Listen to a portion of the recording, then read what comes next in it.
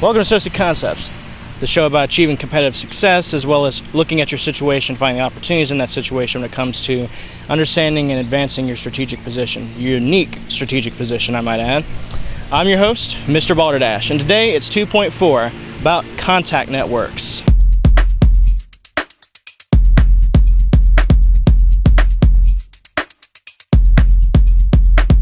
Hey everyone, the name is Mr. Balderdash. Get ready to learn a little about Sun Tzu. This show will break down 9 basic principles of a success model. Get ready to find opportunities in your problems. We can get more of life by understanding positions. Then we listen, aim, move, and claim for the rest. 3, 2, 1, hit it!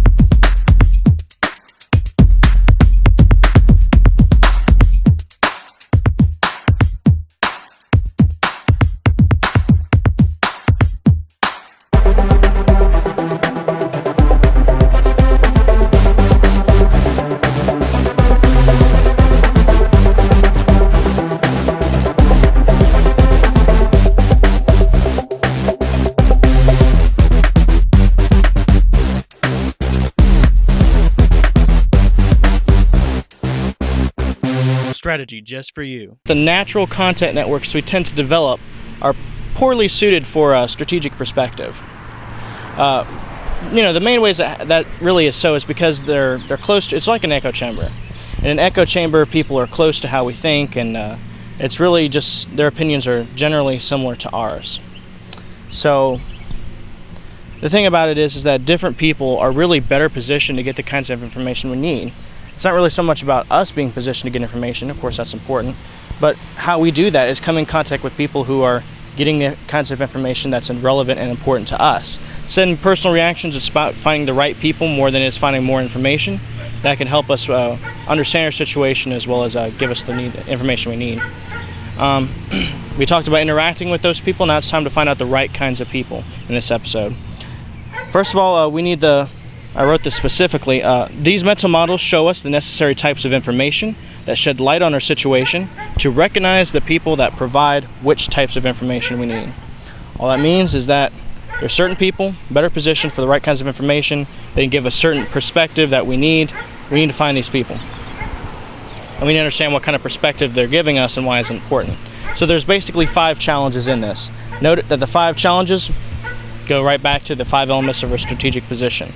First of all, the challenge is knowing the ground conditions. What holds us back from progress is we don't have information that describes the shape and the form of our competitive ground that we're on.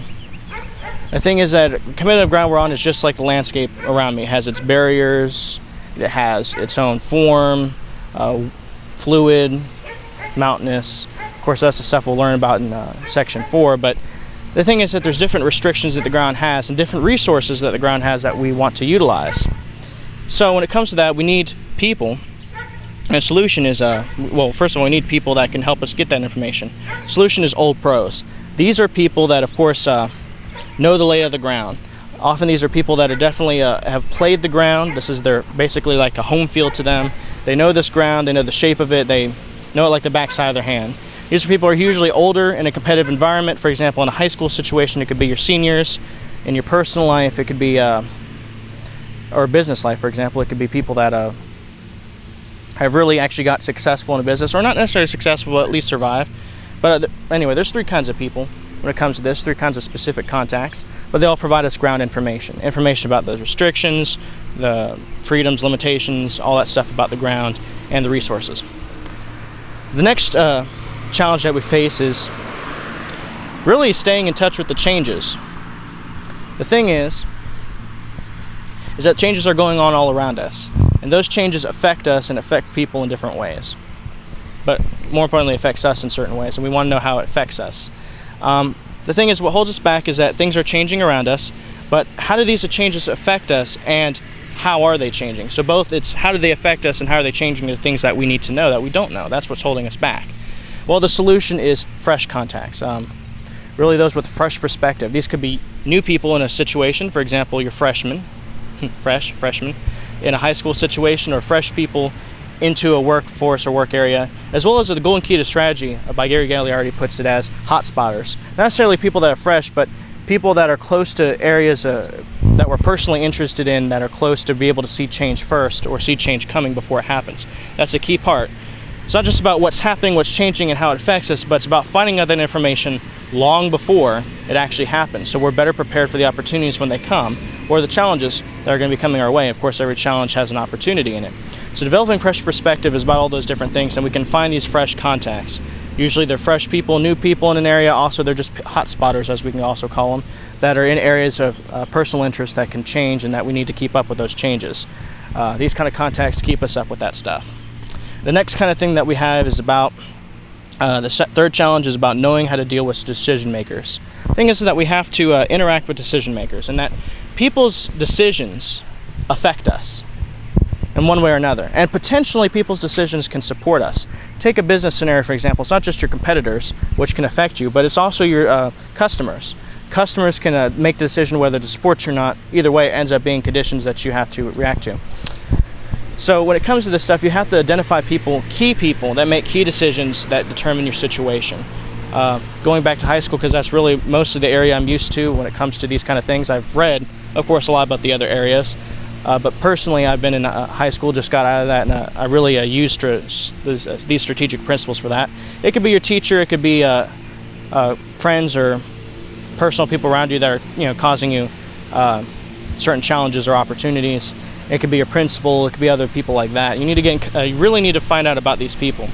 And so who gets you in contact with them, or who can give you information about them, is really, since the future is determined by actors just as much as about changes, really it's about people with contact with these people. The Warriors Rulebook identifies 6 kinds of sources, or 6 kinds of people that can usually give these different types of information, but they all lead up to the same thing. They all describe the character of the said decision maker. And so not only can we know about their character, but we can respond better to them in certain engagements. So also people that we interact with, we want to know their character because we can respond better to them.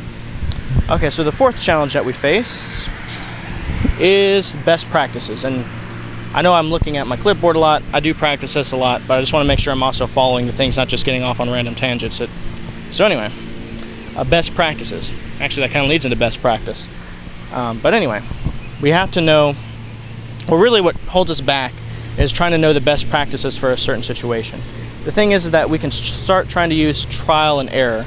Trial and error is a very ineffective way. It does lead to our own experience and it is important, but it's not the best way of learning things. The other way we can do things is through how-to books or media, kind of like this.